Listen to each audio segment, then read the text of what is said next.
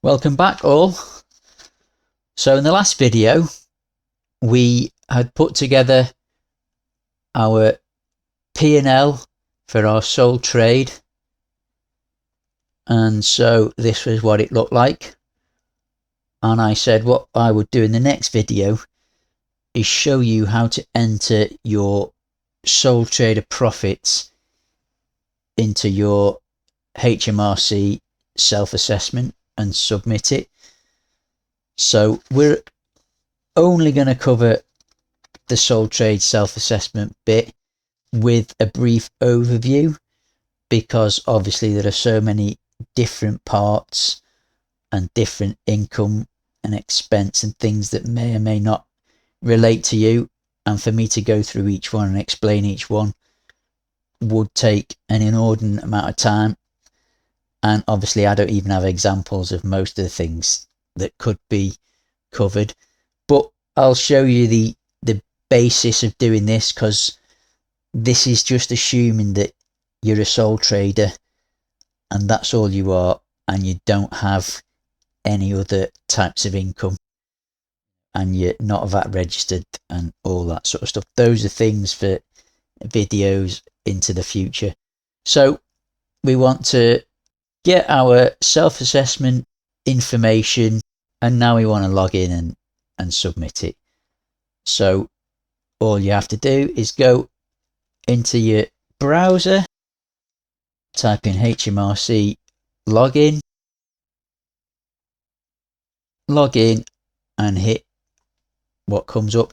Now you may or may not have set up your online HMRC services. Don't worry about it if you haven't, you just do it this way anyway. Now actually registering for self-assessment to get your UTR number and stuff, that again I'm not going to cover today. I'm assuming you have a UTR number already. So regardless of whether you've filled one in before or not, just put HMRC login, get to your screen like this and sign in. And then it takes you to sign in using the government gateway. If you've not already got a government gateway, and this is not your UTR number by the way, this is a specific government gateway ID, and you only get that when you set one up. If you've never set one of these up before, all you do is you go to create sign-in details and hit that. Then you add your email address and continue. What it will do, it will send you a code to your email address to verify that address.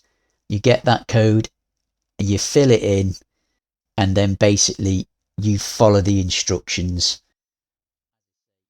I've already got a government gateway, so I can't step through this process and show you what to do, but it is fairly straightforward.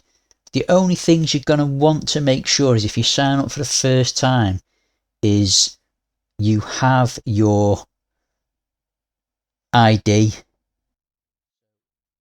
ideally passport and driving license.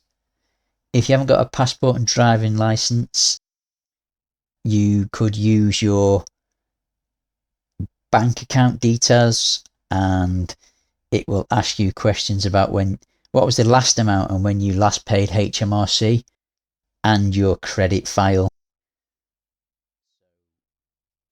So it'll ask you questions about maybe your mortgage or other types of loans that you've got.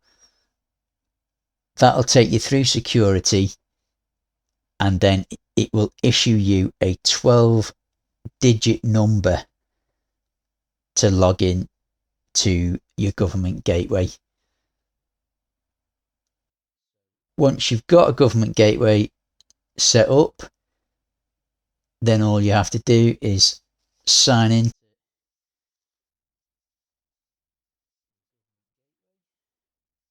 It will send you a code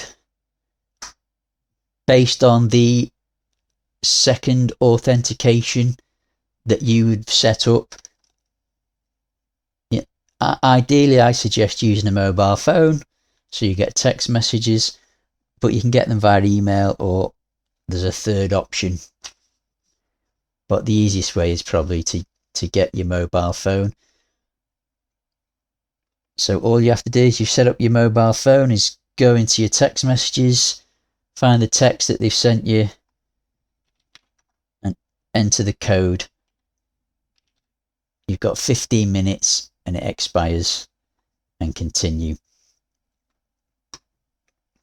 Once you've done that, it'll either bring you up into your business account or your personal account.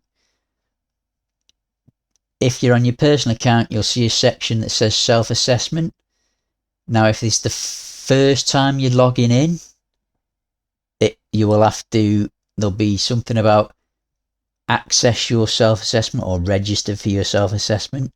So you click that. It will then take you through security again. But when it gets to the bit where you have to put in your security, it will automatically give you access because you've already just gone through security. Then you'll have access to do a self-assessment online. Once you've got onto your self-assessment online, what you're looking for is something that says complete and file tax year 2022-23 self-assessment return, or whatever year it is that you're doing. So next year it'll be 23-24. So you click on that. You make sure that you're able to use the service. The things that you can't use the service. Again, if your income and tax stuff is very simple, you'll be able to use the service. It's only if you've got complicated tax affairs that you probably can't use it. I mean, what does it say you can't use it? There you go. Trust and settlements, estate income, non-resident and non-domiciled in the UK, minister of religion, or a Lloyd's underwriter. So it's fairly obscure stuff that isn't going to apply to most of you. This tells you what they've changed about the return this year, what you can and can't do with it. This is giving you a brief overview of what changes were for national insurance, and then it tells you about how to claim repayments and all sorts of stuff like that. As I say, basically whatever you input, it can take up to 72 hours for them to update the system. Once you put it in, wait a couple of days, log back in, and it should have updated with the latest information that you've sent it. Once you're happy with all that, you just put start now. And the first thing it's going to want to do, it's going to ask you to do, is all your personal information.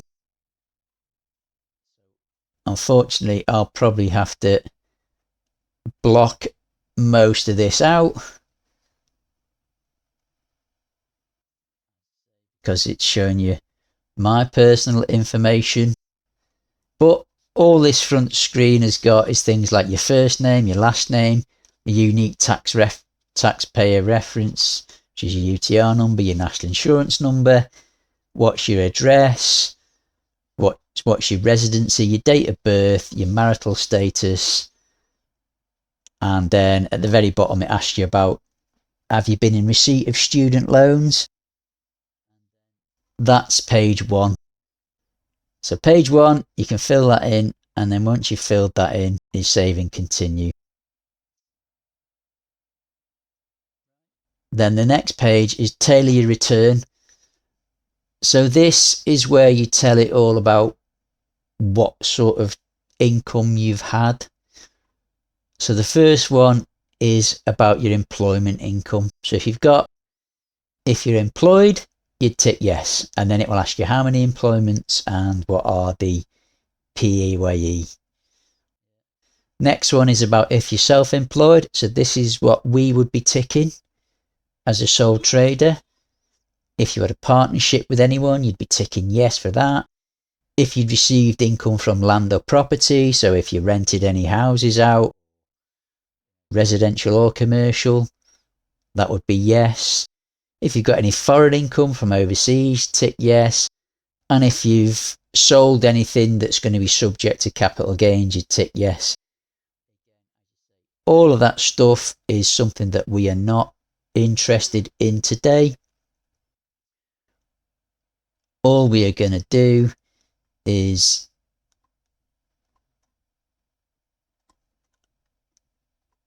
complete what's relevant to us. Yep, I've earned more than £1,000 from self-employment, and tick yes. And then it says how many self-employments, and it'd be 1, and it would be the name.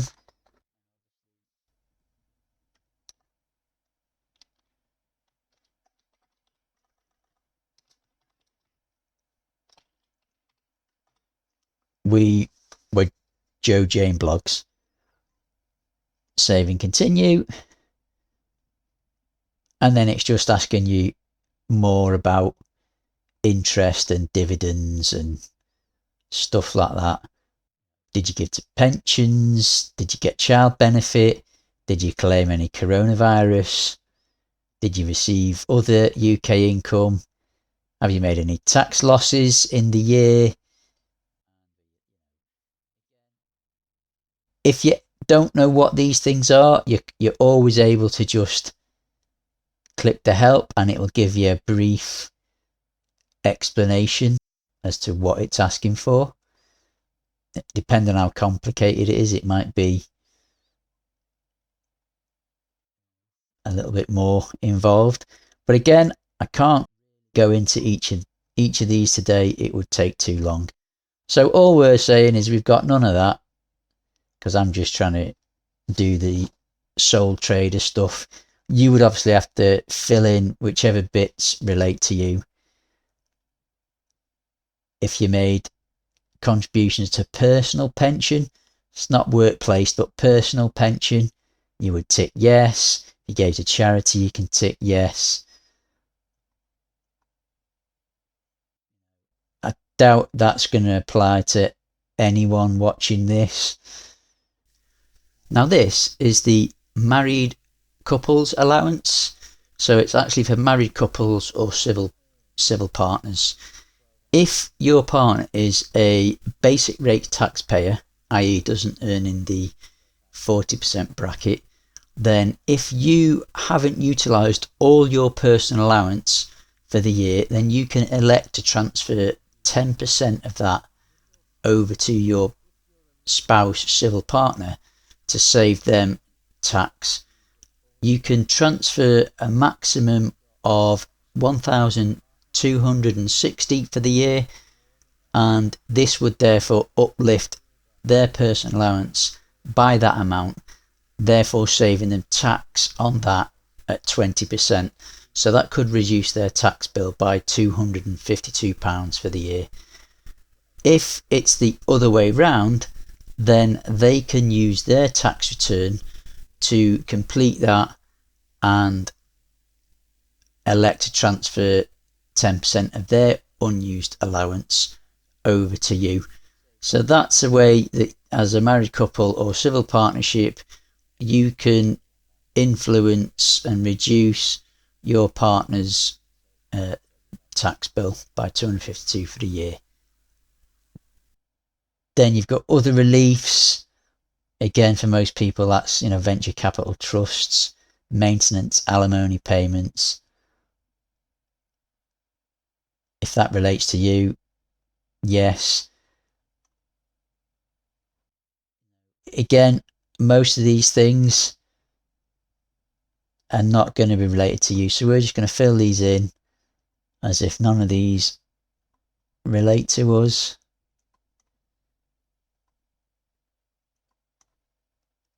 maybe you have used some tax avoidance schemes that you want to tell a taxman about. And then you get to check your progress. So this is where you can see what you've entered and what's been complete. So the next thing on here is the self-employed details section. We just go next. And now it's saying, did you have an annual turnover of 85k or more? If it's no, it's no, which is in our case, it isn't. Then it'll ask you about this. You'll just have to check down all these things to see, do they relate to you or not? E.g. you're a farm market gardener. Again, in most cases, this thing shouldn't apply, but if it does, you're going to have to tick the box. None of those apply, so you get rid of it. Then you go on to the next page and you're just description of the business. So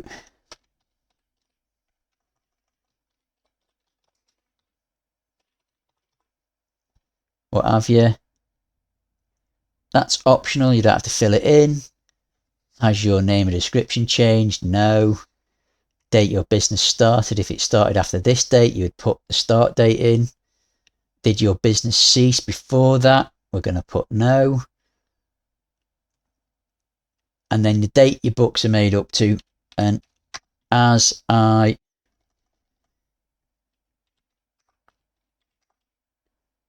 discussed in the first video, my advice is to make your books up to the 31st of the 3rd of the end of the tax year that you're doing. Don't worry about going to the 5th of April, because those extra 5 days are just messy and you don't need to put them in. So just do it to the 31st of the 3rd of the tax year that you're finishing. Did you use the cash basis? In our example, yes, we did. So you would tick yes. It gives you a warning, which is just to explain to you the things that I explained in the first video about what you can and can't claim. And if you're happy with that, you can ignore the warning and just carry on. Obviously, if you do need to claim anything that's you're not allowed to claim, then obviously you have to tick no and claim it on the accruals basis. But we've done cash basis, so we would click that. Save and continue. Then we would simply type in our income. And if you remember from our sheet, this is where you go back to your P&L now that you've done. And you would put in the figures.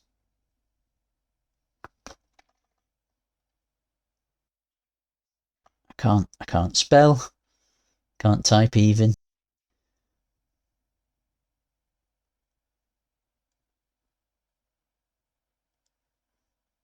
And enter. None of that's unless you got some of these things, which we didn't, you'd leave them blank. And then you've got the option to provide them as an expense, as a detailed breakdown, or as a single total. If you click on detailed breakdown, you will see that it's in the format that we created the P&L in. But because we're under the 85k, we don't have to, so we can pick as a single total. And then all you have to do is take the total of the expenses off your P&L, which in our case was 62162. Save and continue, and then it will calculate a P&L profit and loss that should match. There you go, 19255. And if we click on there, 19255. So you can see income, and expenses. Once you've done that, as you say, you save and continue. If you ever make a mistake, by the way, you can just go back a page anytime you want. Every time you save and continue, it saves your progress. So if you get kicked out for any reason, or you have to step away from the computer, when you come back, the maximum thing you could only have ever lost is the information you've filled in on the current page that you haven't saved and continued. So most of it will be saved. Again, capital allowances, we didn't have any because they didn't relate to this.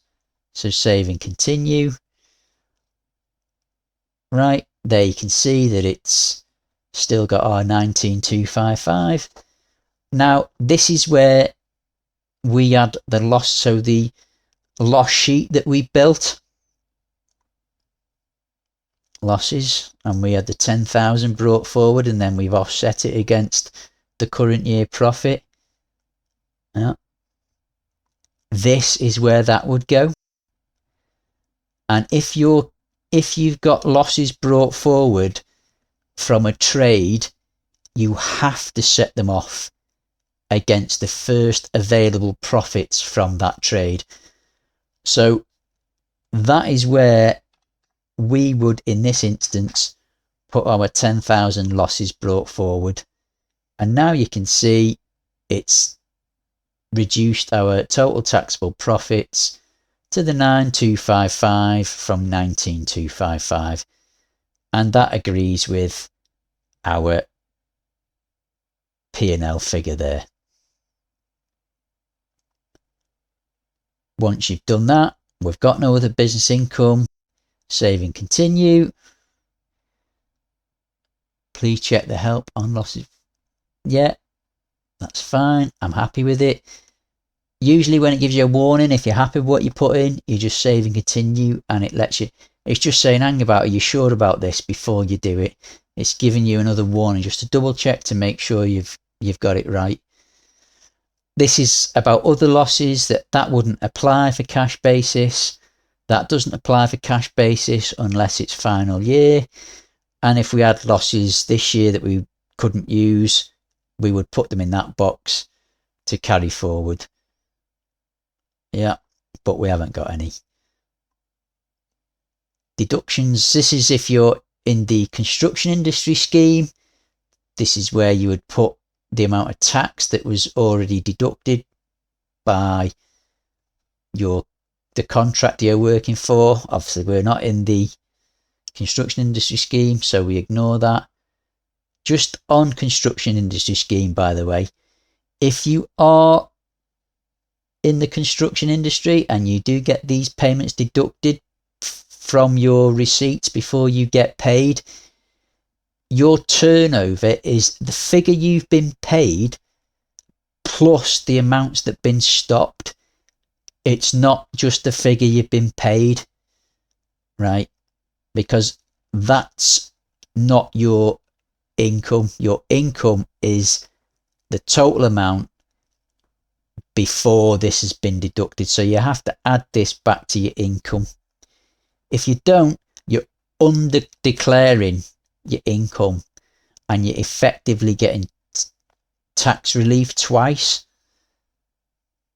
And if the taxman finds that, you would pay a decent fine because he would class that as being an error and likely a deliberate error.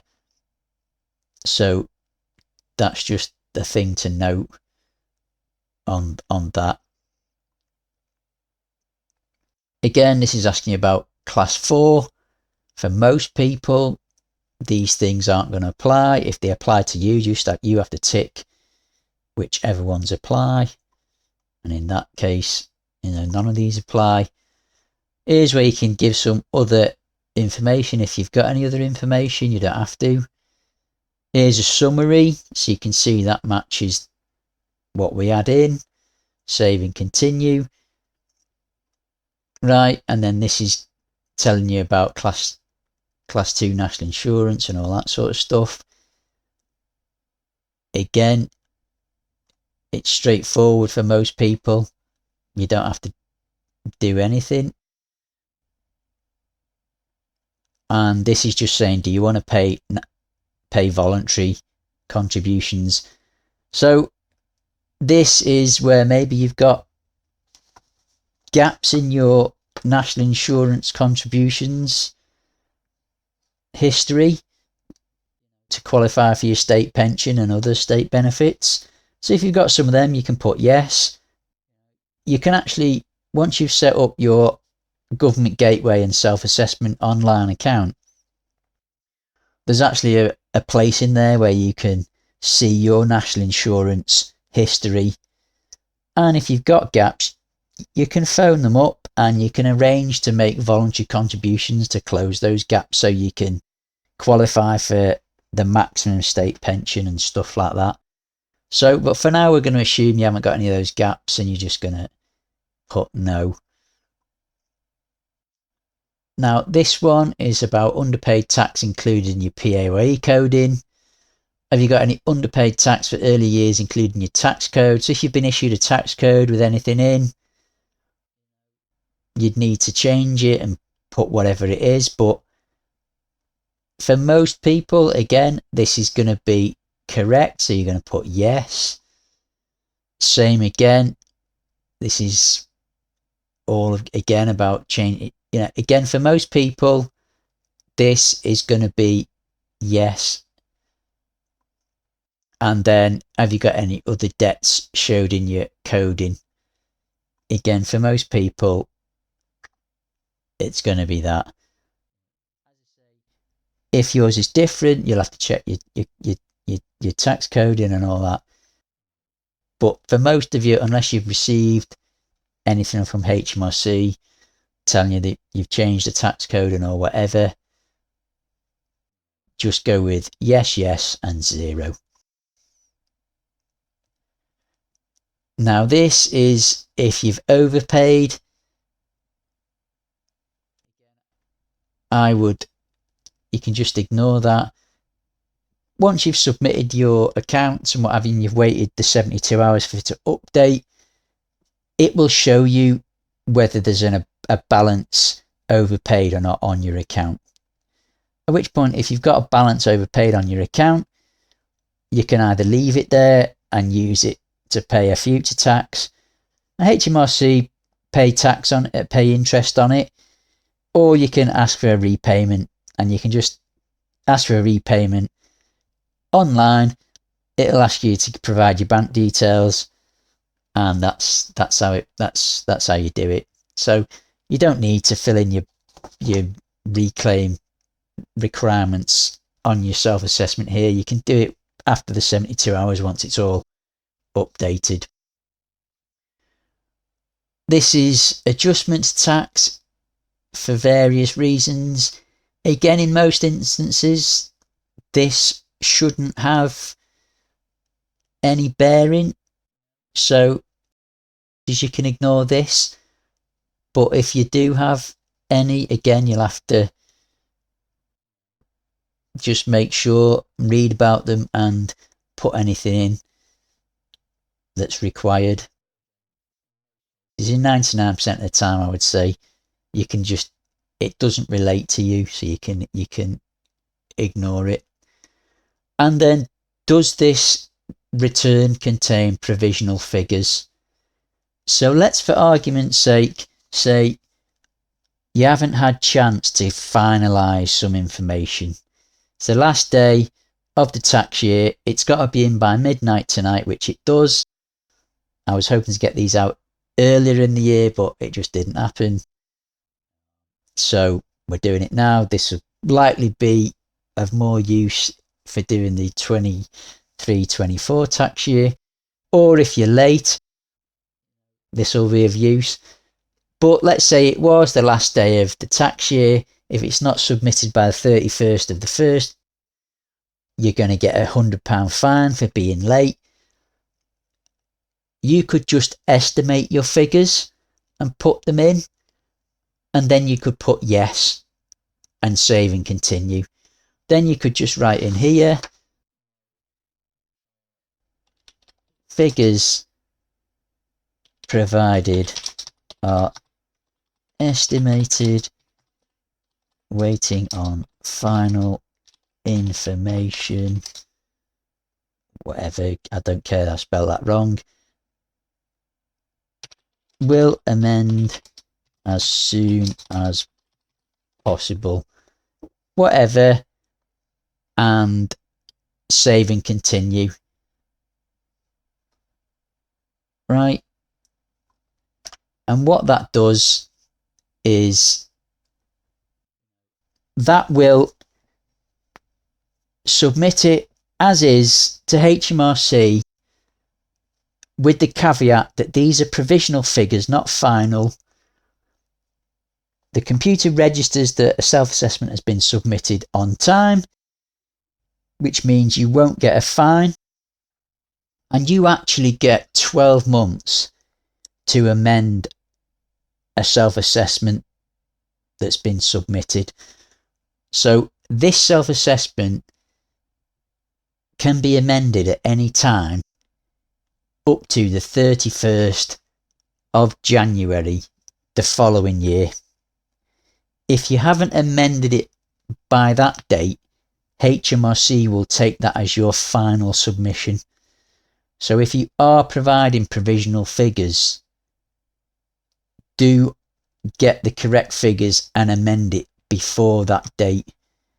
Otherwise, that is your final submission for your earnings for that tax year.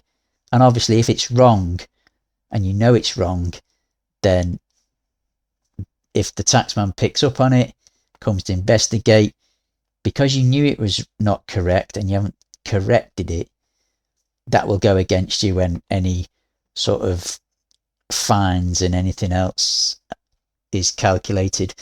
But obviously, if it's not provisional, you can just put no, save and continue. Obviously, then you don't need to write anything unless you've got anything else you want to tell them. And then, oops, you can just check down here and say, have I filled anything in? And here it's saying, you've entered all this, hang about, you haven't filled this in correctly. So you can just click on it, take it back, losses brought forward.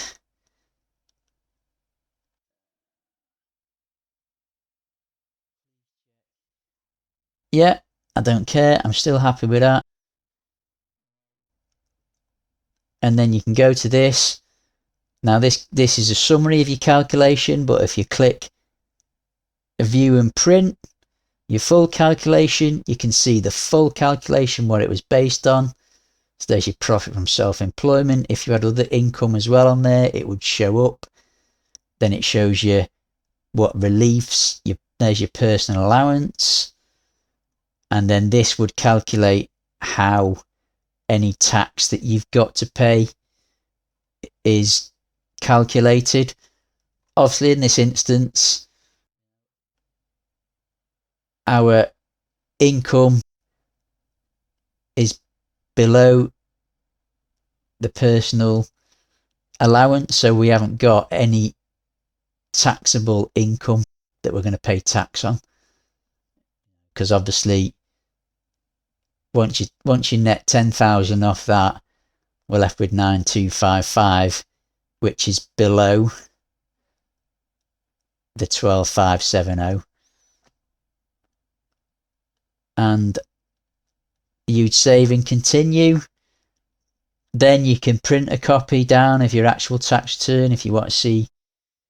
Well, again, you don't have to, because you've got access to it now on your, at any time you need to get one, you can log in and get one. You don't need to save one down.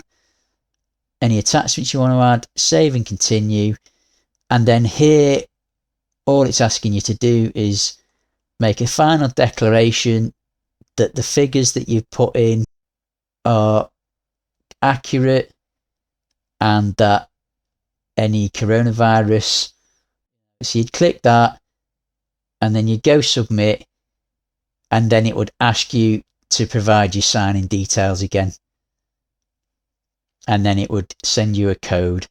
once you've sent a code and you've submitted it, you'll get a submission receipt, and that's it. You've submitted your tax return to HMRC. I hope that was helpful. I know there's all sorts of stuff there that we've flown through, but the idea of this was just to show you how you enter a sole trader information from the P&L that you've produced for your sole trade. I can't cover off in this all the various other incomes that you do have, like you might be employed, you might be getting dividends, you might be renting out a room in your house. Each of those I'd have to cover in a separate topic to explain them for you.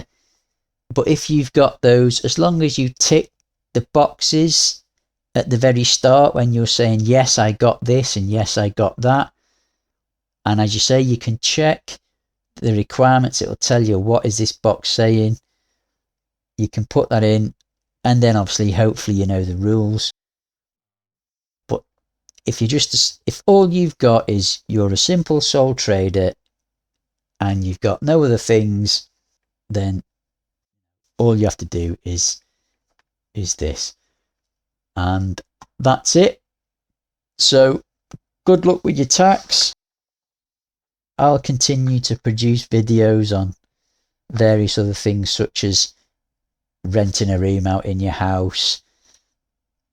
What if you don't want to do the cash basis, you're doing accruals? What if you get dividends? What if you own a property that you rent out, not just a room in your house? How do you account for that when it comes to mortgages and stuff? Maybe you're setting up and you're deciding, should I be a sole trader or should I have a limited company? What's the difference? Etc. So anyway, guys, I best shoot because I've got my own tax return to do now. So take care. See you soon. Bye now.